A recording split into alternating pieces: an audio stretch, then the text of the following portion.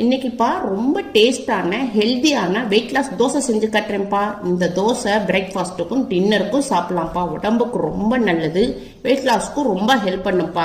Thyroid, sugar patient எல்லாருக்குமே இந்த தோசை ரொம்ப ஹெல்ப் பண்ணுப்பா. இந்த மாதிரி செஞ்சு கொடுத்தீங்கன்னா சின்ன பிள்ளைகளும் ரொம்ப விரும்பி சாப்பிடுவாங்க. வாங்க எப்படி செய்யலான்னு பாப்பாப்பா. பாப்பா, அம்மா ஒரு சொரக்காய் வாங்கியிருக்கேன், நல்லா பிஞ்சா வாங்கியிருக்கேன். இதை மேலே உள்ள தோலை சீவிடுவோம். பிஞ்சு காய எடுத்துருக்கேன், தோலை ஃபுல்லாக சீவியாச்சு, முண்டையும் பின்னையும் வெட்டியாச்சு. இதை கட் பண்ணிக்கிடுவோம். உள்ள விதை இருந்துச்சுன்னா எடுத்துருவோம். இப்போப்பா நம்ம சொரக்காவை மிக்சி ஜாரில் கட் பண்ணி போட்டுக்கிடுவோம் பொடிசா. சொரக்காவை கட் பண்ணி போட்டாச்சு. இப்போ நம்ம கருவேப்பிலை சேர்த்துக்குருவோம்.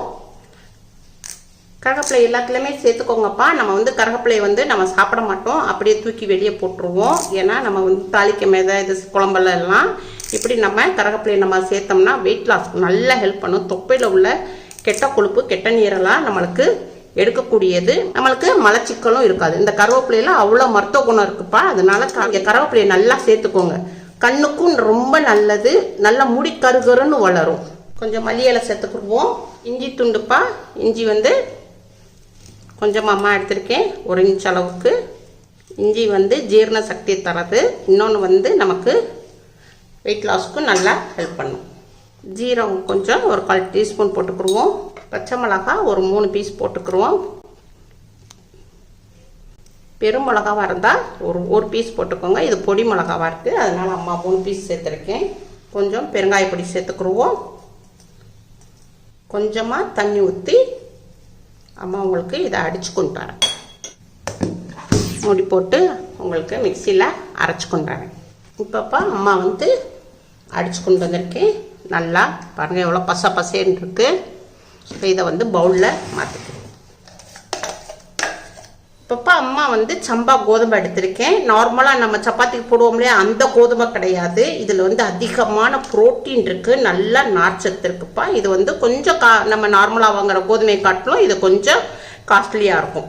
அதனால் இப்படி நம்ம சம்பா கோதுமை எடுத்திருக்கோம். இப்போ இந்த சம்பா கோதுமையப்பா நம்ம இதை நம்ம மிஷினில் கொடுத்து மாவு திரிச்சு வச்சுருக்கோம். அம்மா மிஷினில் கொடுத்து மாவு திரிச்சிருக்கேன். இப்போப்பா அம்மா அரைச்சி வச்சுருந்த சொரக்காய் இருக்கு இல்லையா, இதில் நம்ம சம்பா கோதுமையுடைய மாவு போட்டுக்குருவோம். இதில் 150 கிராம் நம்ம மாவு எடுத்துருக்கோம். இதை நல்லா பிசைஞ்சுக்குருவோம். தேவையான அளவு உப்பு போட்டுக்குருவோம்ப்பா. பிங்க் சால்ட்டு வெயிட் லாஸ்க்கு ரொம்ப நல்லா ஹெல்ப் பண்ணும். நல்லா பிசைஞ்சுக்குருவோம். இப்போப்பா அம்மா சம்பா கோதுமாவுடைய மாவு போட்டிருந்தேன். இது உங்களுக்கு சம்பா கோதுமாவுடைய ரவை. இப்போ இதில் ஒரு 2 ஸ்பூன் போட்டுக்குருவோம். நல்லா சாப்பிடும் போதே நல்லா கிரிப்ஸியாக முறுகலாக இருக்கும், வலுவலுப்பு இல்லாமல் நல்லா முறுகலாக இருக்கும். 2 ஸ்பூன் போட்டுக்குருவோம். எல்லாமே உங்களுக்கு பலசர் கடையில் எல்லாமே கிடைக்கிது, அதனால நீங்கள் நம்ம பலசர் கடையிலே வாங்கிக்கோங்க. அம்மாவும் பலசர் கடையில் தான் வாங்கியிருக்கேன். இப்போ நம்ம தோசை மாவு பதத்துக்கு நம்ம இதை தண்ணி ஊற்றி கரைச்சிக்குருவோம். நல்லா தண்ணி ஊற்றி நல்லா கரைச்சாச்சுப்பா. நம்ம மூடி போட்டு ஒரு 10 நிமிஷத்துக்கு மாவை ரெஸ்ட்டில் வச்சுருவோம். தோசை சுடுறதுக்கு முன்னாடிப்பா நம்ம டக்குன்னு ஒரு சட்னி அரைச்சிருவோம். இப்போப்பா அம்மா கேஸ் ஆன் பண்ணியிருக்கேன். ஒரு சின்ன இரும்பு கடாய் வச்சுருக்கேன். இப்போ இரும்பு கடாய் சூடாயிடுச்சுப்பா. ஒரு 6 வரமிளகா போட்டுக்கிடுவோம். இதை இரும்புடைய கடாயுடைய சூட்டில் நம்ம வறுத்துக்குருவோம். கடாய் சூட்டில் நம்ம மிளகாய் வத்தலை வறுத்துக்கிட்டோம். இதுக்கு மேலே வைக்கக்கூடாது, கருகி போயிடும். இது மிக்சியில் போட்டுக்குருவோம். இது ஆறட்டும் கொஞ்சம். இப்போ அம்மா மிக்சி ஜார் எடுத்திருக்கேன். இப்போ கருவேப்பிலையை ஒரு 3 கொத்து சேர்த்துக்குருவோம். வெயிட் லாஸில் இருக்கிறவங்க எல்லாருமே இந்த கருவேப்பிலையை சேர்க்குறது ரொம்ப ரொம்ப நல்லதுப்பா. ஏன்னா உங்களுக்கு வெயிட்டை நல்லா குறைக்கக்கூடியது, நம்ம வயிற்றில் உள்ள கெட்ட கொழுப்பு, கெட்ட நீரை பூரத்தை அகற்றக்கூடியது. அதனால் நீங்கள் கருவேப்பிலையை நீங்கள் எந்த இதில் சேர்த்தாலும், தோசை மாவில் சேர்த்தாலும் சரி, இல்லை சட்னியில் சேர்த்தாலும் சரி, நீங்கள் கருவேப்பிலையை சேர்த்துக்கோங்க. இப்போப்பா அம்மா ஒரு 100 கிராம் வெங்காயம் எடுத்திருக்கேன், சின்ன வெங்காயம். இதை இதில் போட்டுக்குருவோம். பூண்டு எடுத்திருக்கேன்ப்பா, ஒரு 6-7 பீஸு. இதையும் போட்டுக்குருவோம். தக்காளி எடுத்திருக்கேன் அம்மா, ஒரு 2 தக்காளி எடுத்திருக்கேன். இதையும் நறுக்கி போட்டுக்குருவோம். அதில்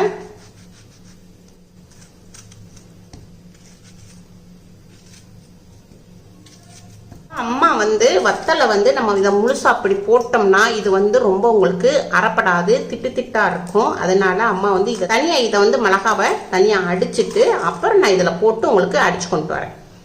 இப்போ உங்களுக்கு மிளகா வத்தல் அம்மா அடிச்சு கொண்டு வந்துட்டேன். இப்போ இதை வந்து இதில் போட்டுக்கிறோம். தேவையான அளவுக்கு உப்பு போட்டுக்கிறோம்ப்பா. இதை உங்களுக்கு மிக்சியில் அடிச்சு கொண்டு வரேன். இப்போப்பா அம்மா வந்து மிக்சியில் அரைச்சி கொண்டு வந்துட்டேன். ஓப்பன் பண்ணவனே உங்களுக்கு சின்ன சின்ன வெங்காயத்தினுடைய காட்டம் அவ்வளோ ஒரு வாசமாக இருக்கும், மூக்கில் ஏறுதுப்பா. சின்ன வெங்காயம் அதிகமான உங்களுக்கு உடம்புக்கு நல்லா குளிர்ச்சி தரும், வெயிட் லாஸ்க்கு ரொம்ப ஹெல்ப் பண்ணும். அம்மா வந்து கேஸ் ஆன் பண்ணியிருக்கேன்ப்பா. ஒரு கடாய் வச்சுருக்கேன். கடாய் கொஞ்சம் சூடாகட்டும். 1 ஸ்பூன் நல்லெண்ணெய் ஊற்றிக்கிடுவோம். 1/4 டீஸ்பூன் அளவுக்கு கடுகு உளுந்தம் பருப்பு போட்டுக்கிடுவோம். கொஞ்சமாக சீரகம் போட்டுக்கிடுவோம். ஒரு 1/4 டீஸ்பூன் அளவுக்கு பெருங்காயப்பொடி போட்டுக்கிடுவோம். கருவேப்பிலை கொஞ்சம் போட்டுக்கிடுவோம். இப்போ நல்லா புரிஞ்சிருச்சு. நம்ம அரைச்சி வச்சுருந்த கார சட்னி இதில் கொட்டிடுவோம். எல்லாத்தையும் நல்லா மிக்ஸ் பண்ணிக்கிடுவோம். அப்போ ஒரு 5 நிமிஷத்துக்கு அடுப்பை மீடியத்தில் வச்சு ஒரு நம்மளுக்கு பச்சை வாடை போகிற அளவுக்கு ஒரு 5 நிமிஷத்துக்கு மூடி போட்டு வேக விடுவோம். இப்போ 5 நிமிஷம் ஆயிடுச்சுப்பா. அம்மா வந்து ஓப்பன் பண்ணுறேன். சட்னி நல்லா ரெடி ஆயிடுச்சு. மிக்ஸ் பண்ணிக்கிடுவோம். அவ்வளோதான்ப்பா. கேஸ் ஆஃப் பண்ணிடுவோம். இதை எடுத்து பவுலில் மாற்றிக்கிடுவோம். பாப்பா அம்மா வந்து கேஸ் ஆன் பண்ணியிருக்கேன். ஒரு தோசை தவா வச்சுருக்கேன். தோசை தவா சூடாகட்டும். இப்போ மாவு வந்து 10 நிமிஷம் நம்ம மாவை ரெஸ்ட்டில் வச்சுருந்தோம். நல்லா மிக்ஸ் பண்ணிக்கிடுவோம். நம்ம அந்த கோதுமையுடைய ரவாவுடைய போட்டுருந்தோம் பார்த்தீங்களா, அது பூரா நல்லா ஊறி எவ்வளோ அழகாக தெரியுது பாருங்க. இது தோசை சாப்பிடும்போது அந்த ரவா வந்து நல்லா சாப்பிடும்போது முருகலாக நம்மளுக்கு கிரிப்ஸியாக இருக்கும். எண்ணெய் துணியை வச்சு தொடச்சி கொடுப்போம்.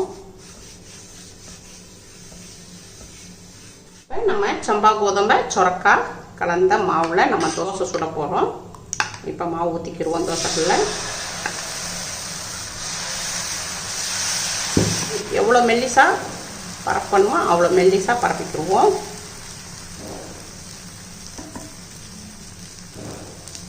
கொஞ்சமாக நல்லெண்ணெய் ஊற்றிக்கிடுவோம் லைட்டாக. ஒரு 2 நிமிஷத்துக்கு நல்லா வேகட்டும்ப்பா. மேலே ஃபுல்லாக நல்லா வெந்துருச்சுப்பா. இதை நம்ம திருப்பி போடுவோம்.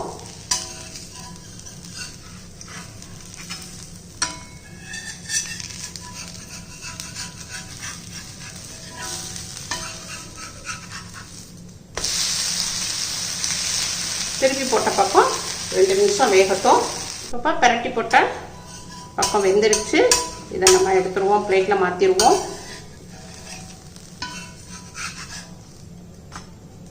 சூப்பராக வந்திருக்கு. அவ்வளோதான்ப்பா. சம்பா கோதுமை சுரக்காய் வெயிட் லாஸ் தோசை ரெடி ஆயிருச்சு. இந்த மாதிரி உங்கள் வீட்டில் செஞ்சு பாருங்கள். எல்லாருமே சாப்பிட்லாம்ப்பா. பெரியவங்கலேருந்து சிறியவங்க வரை எல்லாருமே சாப்பிட்லாம்.